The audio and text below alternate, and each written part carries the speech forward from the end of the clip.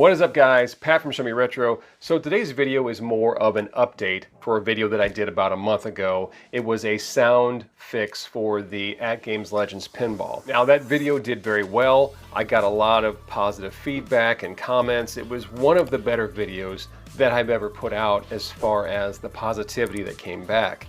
But my opinions on that fix have changed since the time that that video has been uploaded. Looking back now, I shouldn't have really called it a fix. It was more of a compromise.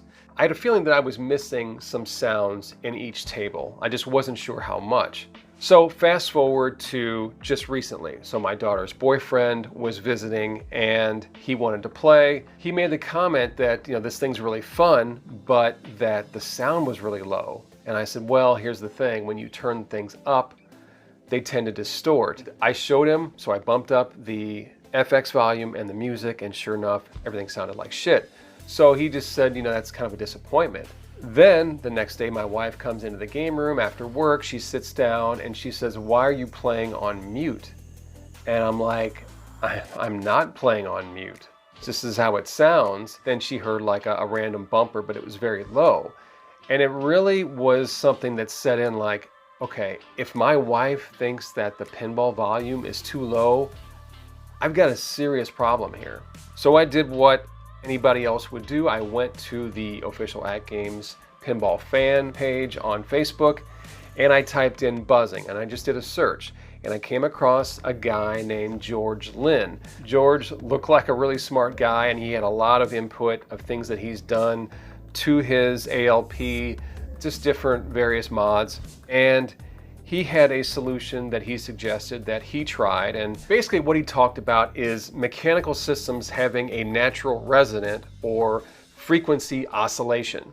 Now he had like a calculation which I did not understand because I think I missed that class in high school, but basically he explained why this works. So what he did was he added weight to the bottom of the exciters by using double-sided tape. Now, what he used was 3 different methods. He used a large bolt, a large nut, and a quarter. Each one of those, he said, gave a different response. Basically, just use whatever you have around you. You may need to go out and buy something, but most people should have something of weight that is small in their house. And just, if you don't have any double-sided tape, it's not that expensive. So I went out into the garage, I found the biggest nut I could find, the biggest bolt I could find, and I went and got the double-sided tape that we bought a few months back at Dollar Tree. And I will show you all of these things here in a second. So now I just wanted to show you exactly what George did,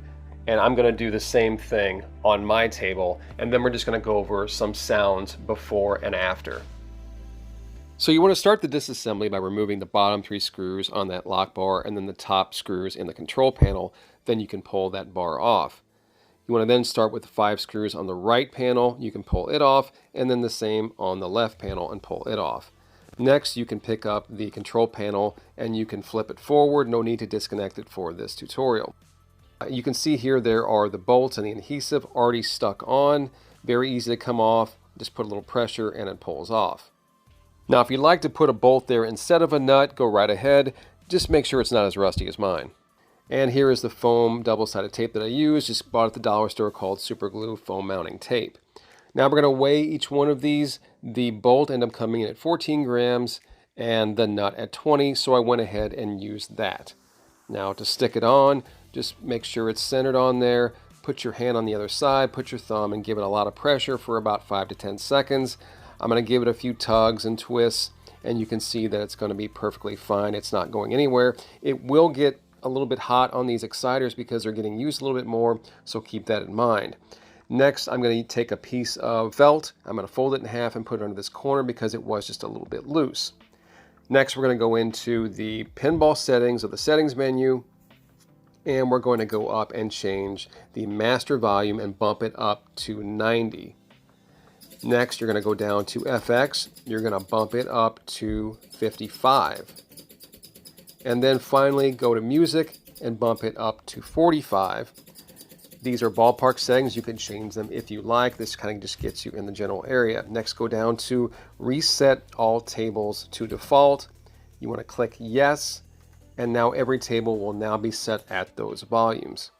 All right, so now I'm going to demonstrate what it sounds like with the previous settings and now with the new settings. Now do keep in mind the weights are going to be on for both of these demonstrations, but I think you'll see that the sound changes are very significant between the two. Go here into settings, and you can see that it's at the previous 40, 25, and 3. All right, so I am playing Devil Riders.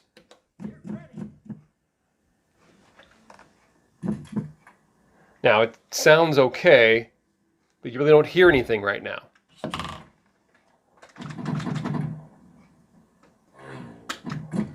So you can hear some sound effects.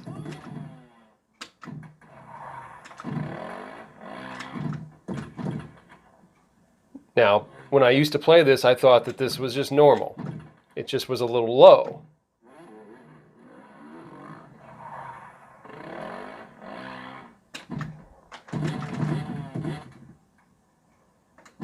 Now let's change it to the new settings. Now, if I back out of here and go back to this table, it's going to stay on the 90, 55, and 45.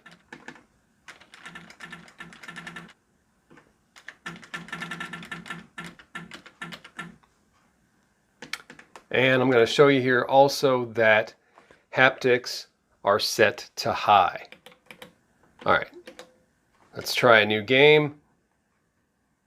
Get ready. And now we have music. We have bass. I can feel where my hands are on the control panel that we have significant bass and no buzzing.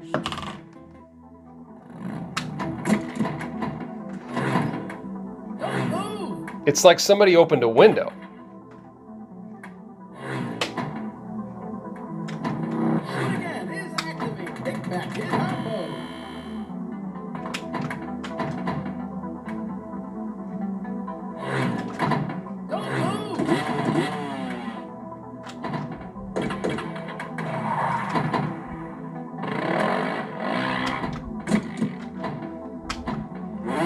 So you can clearly hear, I mean, I gotta talk over the volume. It's loud, but it's also very clear, and there's absolutely no buzzing or distortion.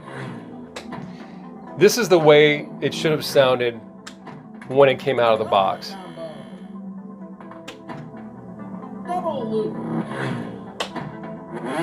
All right, so let's wrap this video up.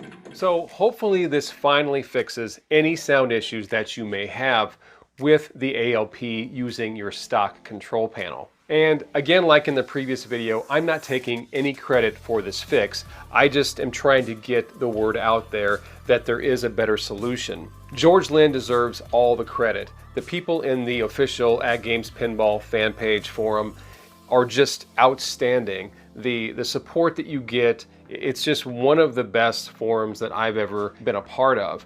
And again, these are the people that are coming up with these solutions. I just wanted to put this video out there so people that have made a sizable investment can get some more enjoyment out of it. I don't want them to send it back. For me, I feel like replaying every table over again, and I said that the previous time, but this is totally different. I feel like this is the third time that I've been able to experience this table, and this time it's the right way, the way that it should have been out of the box. This is what I consider a true fix. There don't seem to be any trade-offs like the previous one. I haven't tested, obviously, all 127 tables, and I also haven't got my VIBs hooked up yet, so I haven't tested any OTG or FX3 using a PC with the VIBs board. All right, guys, so if you enjoyed the video and this helped you out at all, make sure to click that thumbs up. And if you are new here, please consider subscribing. It really helps out small channels like mine. I will see you all next time. Thank you so much for watching.